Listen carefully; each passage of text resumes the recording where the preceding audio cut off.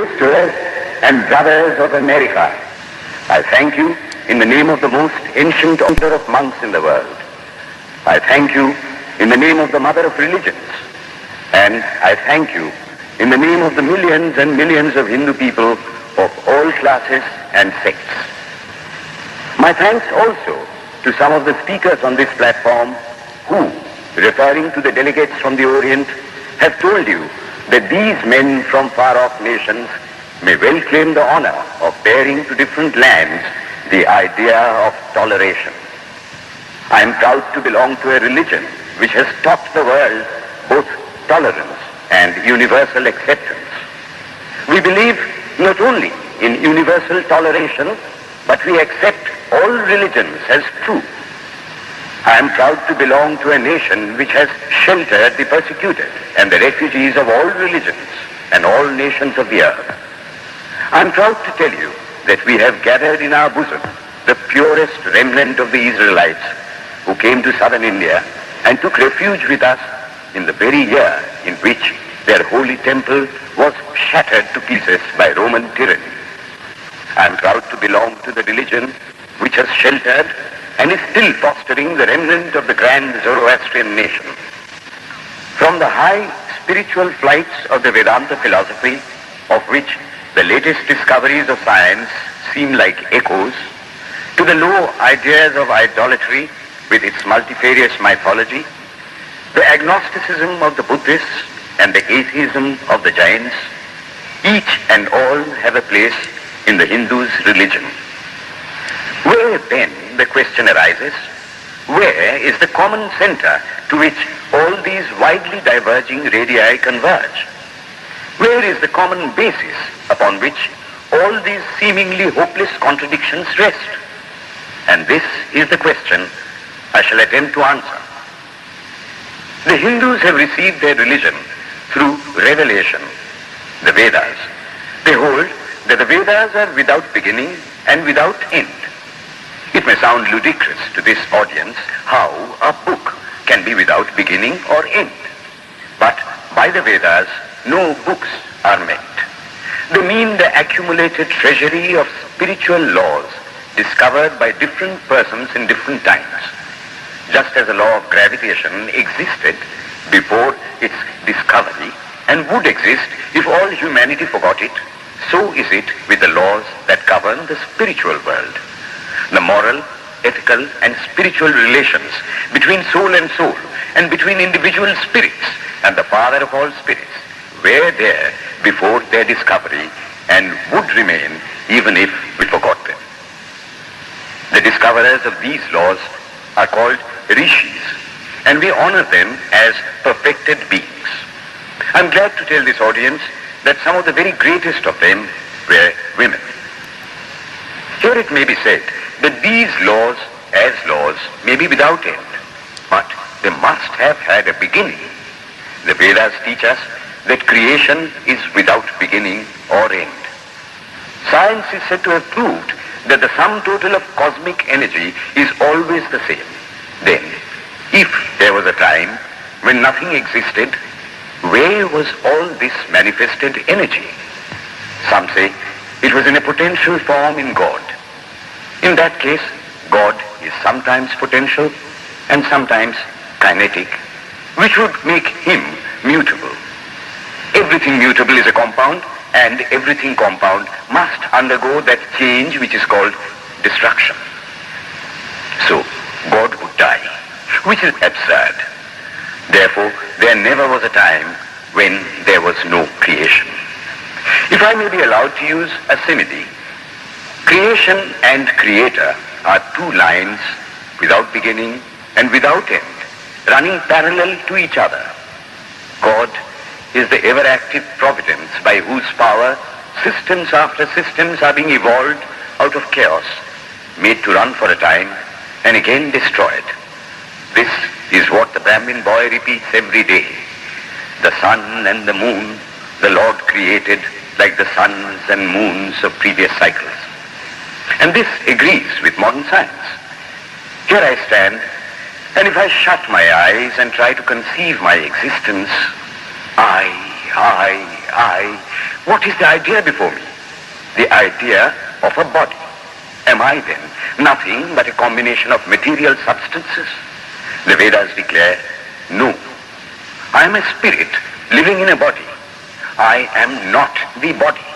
The body will die, but I shall not die. Here am I in this body. It will fall, but I shall go on living. I had also a past. The soul was not created, for creation means a combination, which means a certain future dissolution. If then the soul was created, it must die. Some are born happy, enjoy perfect health with beautiful body, mental vigor, and all wants supplied. Others are born miserable. Some are without hands or feet. Others again are idiots and only drag on a wretched existence. Why, if they are all created, why does a just and merciful God create one happy and another unhappy? Why is he so partial? Nor would it matter in the least to hold that those who are miserable in this life will be happy in a future one. Why should a man be miserable even here in the reign of a just and merciful God? In the second place, the idea of a creator God does not explain the anomaly, but simply expresses the cruel fiat of an all-powerful being. There must have been causes then, before his birth, to make a man miserable, and those were his past actions. Are not all the tendencies of the mind and the body accounted for by inherited aptitude? Here are two parallel lines of existence, one of the mind, the other of matter. If matter and its transformations answer for all that we have, there is no necessity for supposing the existence of a soul. But it cannot be proved that thought has been evolved out of matter. And if a philosophical monism is inevitable, spiritual monism is certainly logical and no less desirable than a materialistic monism. But neither of these is necessary here. We cannot deny that bodies acquire certain tendencies from heredity, but those tendencies only mean the physical configuration through which a peculiar mind alone can act in a peculiar way. There are other tendencies peculiar to a soul caused by his past actions, and a soul with a certain tendency would, by the laws of affinity, take birth in a body which is the fittest instrument for the display of that tendency. This is in accord with science, for science wants to explain everything by habit, and habit is got through repetitions. So, repetitions are necessary to explain the natural habits of a newborn soul, and since they were not obtained in this present life, they must have come down from past lives. There is another suggestion. Taking all these for granted, how is it that I do not remember anything of my past life? This can be easily explained. I am now speaking in English. It is not my mother tongue. In fact, no words of my mother tongue are now present in my consciousness. But let me try to bring them up. And they rush in. That shows that consciousness is only the surface of the mental ocean, and within its depths are stored up all our experiences. Try and struggle. They would come up, and you would be conscious even of your past life. This is direct and demonstrative evidence. Verification is the perfect proof of a theory, and here is the challenge thrown to the world by the rishis. We have discovered the secret by which the very depths of the ocean of memory can be stirred up. Try it, and you would get a complete reminiscence of your past life. So then, the Hindu believes that he is a spirit. Him the sword cannot pierce, him the fire cannot burn, him the water cannot melt, him the air cannot dry. The Hindu believes that every soul is a circle whose circumference is nowhere, but whose center is located in the body, and that death means the change of the center from body to body. Nor is the soul bound by the conditions of matter. In its very essence, it is free, unbounded, holy, pure, and perfect. But somehow or other, it finds itself tied down to matter and thinks of itself as matter. Why should the free, perfect, and pure being be thus under the thraldom of matter is the next question. How How can the perfect soul be deluded into the belief that it is imperfect? We have been told that the Hindus shirk the question and say that no such question can be there. Some thinkers want to answer it by positing one or more quasi-perfect beings and use big scientific names to fill up the gap. But naming is not explaining. The question remains the same. How can the perfect become the quasi-perfect? How can the pure, the absolute, change even a microscopic particle of its nature? But the Hindu is sincere.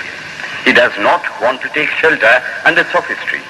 He is brave enough to face the question in a manly fashion, and his answer is, I do not know. I do not know how the perfect being, the soul, came to think of itself as imperfect, as joined to and conditioned by matter. But the fact is a fact for all that. It is a fact in everybody's consciousness that one thinks of oneself as the body. The Hindu does not attempt to explain why one thinks one is the body. The answer that it is the will of God is no explanation. This is nothing more than what the Hindu says. I do not know. Well then, the human soul is eternal and immortal, perfect and infinite, and death means only a change of center from one body to another. The present is determined by our past actions, and the future by the present. The soul will go on evolving up or reverting back from birth to birth and death to death. But here is another question. Is man a tiny boat in a tempest, raised one moment on the foamy crest of a billow and dashed down into a yawning chasm the next, rolling to and fro at the mercy of good and bad actions, a powerless, helpless wreck in an ever-raging, ever-rushing, uncompromising current of cause and effect, a little moth placed under the wheel of causation, which rolls on, crushing everything in its way, and waits not for the widow's tears or the orphan's cry? The heart sinks at the idea. Yet, this is the law of nature. Is there no hope? Is there no escape? Was the cry that went up from the bottom of the heart of despair. It reached the throne of mercy, and words of hope and consolation came down and inspired a Vedic sage, and he stood up before the world and in trumpet voice proclaimed the glad tidings. Hear ye, children of immortal bliss, even ye that reside in higher spheres. I have found the ancient one who is beyond all darkness, all delusion. Knowing him alone, you shall be saved from death over again. Children of immortal bliss. What a sweet, what a hopeful name. Allow me to call you, brethren, by that sweet name, heirs of immortal bliss. Yea, the Hindu refuses to call you sinners. We are the children of God, the sharers of immortal bliss, holy and perfect beings. Ye divinities on earth, sinners, it is a sin to call a man so. It is standing libel on human nature. Come up, O lions, and shake off the delusion that you are sheep. You are souls immortal, spirits free, blessed and eternal. Ye are not matter, ye are not bodies.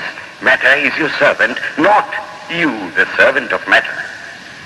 Thus it is that the Vedas proclaim not a dreadful combination of unforgiving laws, not an endless prison of cause and effect, but that at the head of all these laws, in and through every particle of matter and force, stands one, by whose command the wind blows, the fire burns, the clouds rain, and death stalks upon the earth. And what is his nature? He is everywhere, the pure and formless one, the almighty and the all-merciful. Thou art our Father, thou art our Mother, thou art our beloved friend, thou art the source of all strength. Give us strength. Thou art he that beareth the burdens of the universe. Help me bear the little burden of this life. Thus sang the rishis of the Vedas. And how to worship him? Through love. He is to be worshipped as the one beloved, dearer than everything in this and the next life.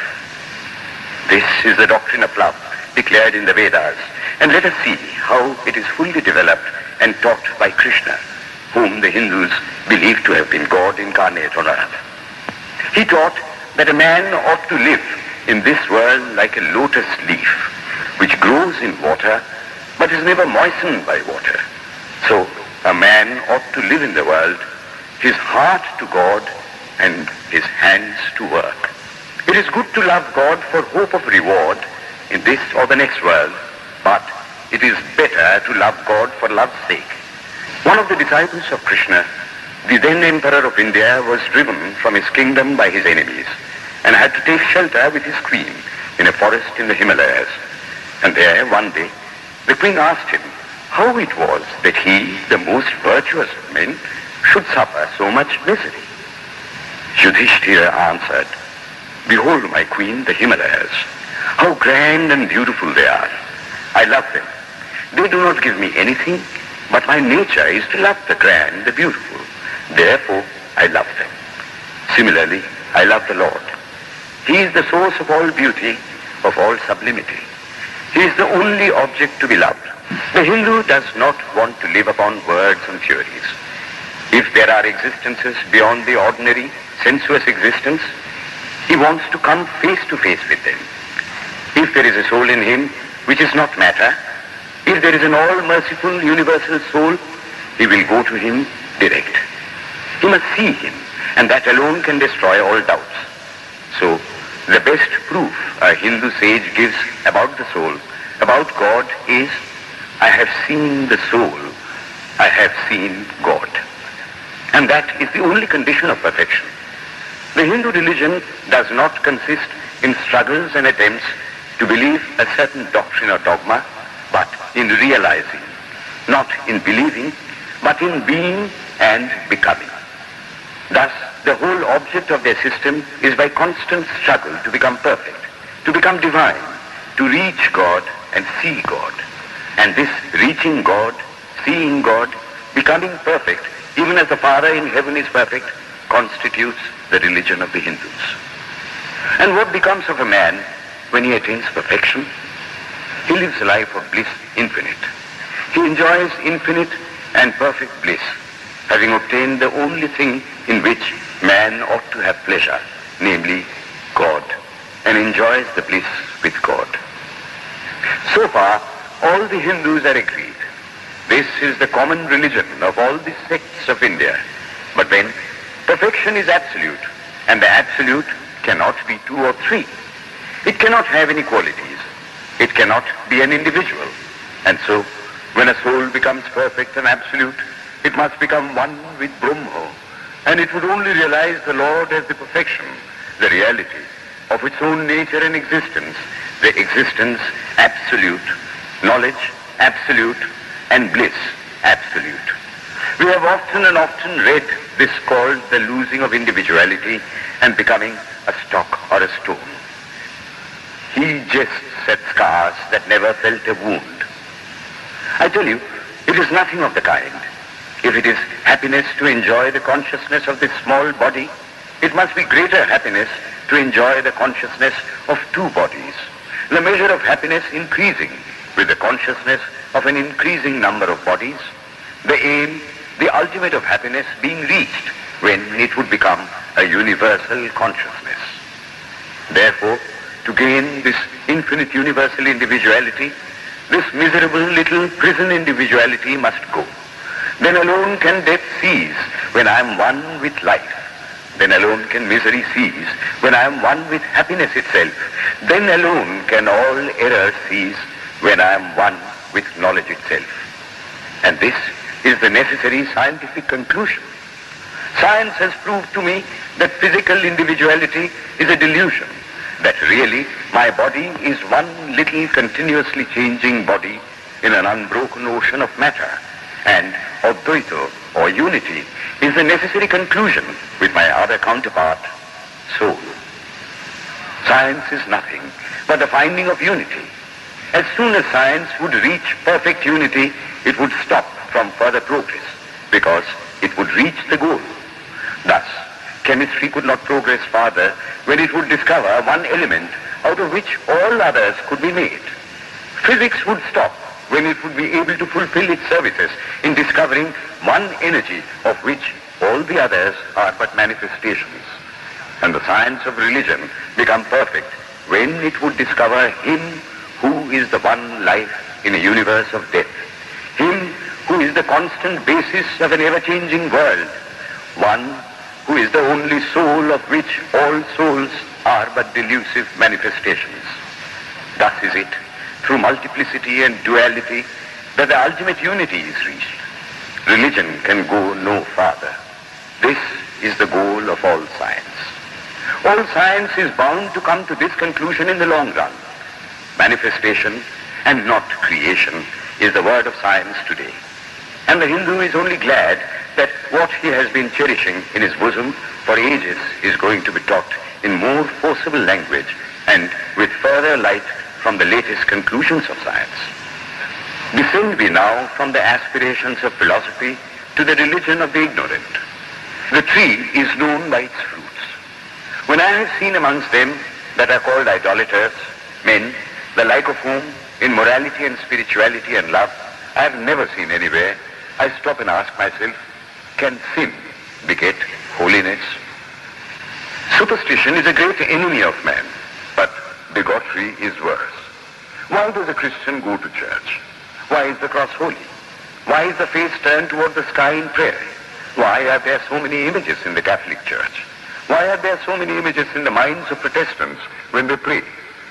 My brethren, we can no more think about anything without a mental image than we can live without breathing. By the law of association, the material image calls up the mental idea and vice versa. This is why the Hindu uses an external symbol when he worships. He will tell you it helps to keep his mind fixed on the being to whom he prays. After all, how much does omnipresence mean to almost the whole world? It stands merely as a word, a symbol. Has God superficial area? If not, when we repeat that word omnipresent, we think of the extended sky or of space. That is all. If a man can realize his divine nature with the help of an image, would it be right to call that a sin? Nor, even when he has passed that stage, should he call it an error. To the Hindu, man is not traveling from error to truth, but from truth to truth, from lower to higher truth. To him, all the religions, from the lowest fetishism to the highest absolutism, means so many attempts of the human soul to grasp and realize the infinite, each determined by the conditions of its birth and association, and each of these marks a stage of progress. And every soul is a young eagle soaring higher and higher, gathering more and more strength till it reaches the glorious sun. Every other religion lays down certain fixed dogmas and tries to force society to adopt them. It places before society only one coat which must fit Jack and John and Henry all alike. If it does not fit John or Henry, he must go without a coat to cover his body. The Hindus have discovered that the absolute can only be realized or thought of or stated through the relative, and the images, crosses and crescents are simply so many symbols, so many pegs to hang spiritual ideas on. It is not that this help is necessary for everyone, but those that do not need it have no right to say that it is wrong, nor is it compulsory in Hinduism. One thing I must tell you, idolatry in India does not mean anything horrible. It is not the mother of harlots. On the other hand, it is the attempt of undeveloped minds to grasp high spiritual truths. The Hindus have their faults, they sometimes have their exceptions, but mark this, they are always for punishing their own bodies and never for cutting the throats of their neighbors. If the Hindu fanatic burns himself on the fire, he never lights the fire of Inquisition. And even this cannot be laid at the door of his religion any more than the burning of witches can be laid at the door of Christianity. To the Hindu then, the whole world of religions is only a traveling, a coming up of different men and women through various conditions and circumstances to the same goal.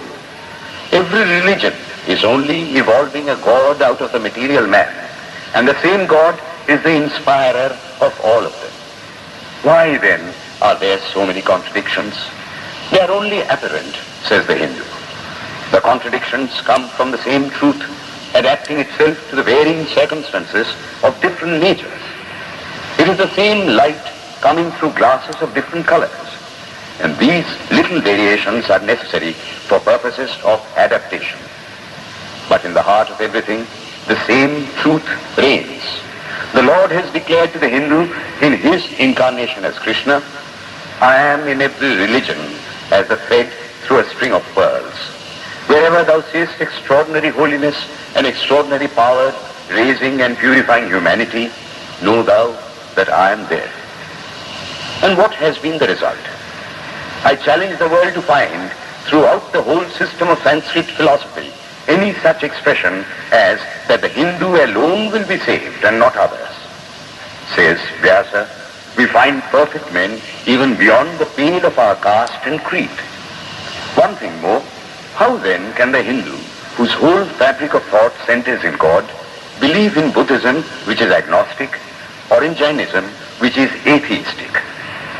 The Buddhists or the Jains do not depend upon God, but the whole force of their religion is directed to the great central truth in every religion, to evolve a God out of man. They have not seen the Father, but they have seen the Son. And he that hath seen the Son hath seen the Father also. This, brethren, is a short sketch of the religious ideas of the Hindus. The Hindu may have failed to carry out all his plans, but if there is ever to be a universal religion, it must be one which will have no location in place or time, which will be infinite like the God it will preach, and whose sun will shine upon the followers of Krishna and of Christ, on saints and sinners alike, which will not be Brahminic or Buddhistic, Christian or Mohammedan, but the sum total of all these, and still have infinite space for development, which in its Catholicity will embrace in infinite arms and find a place for every human being, from the lowest groveling savage, not far removed from the brute, to the highest man towering by the virtues of his head and heart almost above humanity. It will be a religion which will have no place for persecution or intolerance in its polity, which will recognize divinity in every man and woman, and whose whole scope, whose whole force will be centered in aiding humanity to realize its own true divine nature. May he, who is the Brahma of the Hindus, the Ahura Mazda of the Zoroastrians, the Buddha of the Buddhists, the Jehovah of the Jews, the Father in heaven of the Christians, give strength to you to carry out your noble idea. The star arose in the east. It traveled steadily towards the west, sometimes dimmed and sometimes effulgent, till it made a circuit of the world, and now it is again rising on the very horizon of the east, the borders of the sun pole, 1,000-fold more effulgent than it ever was before.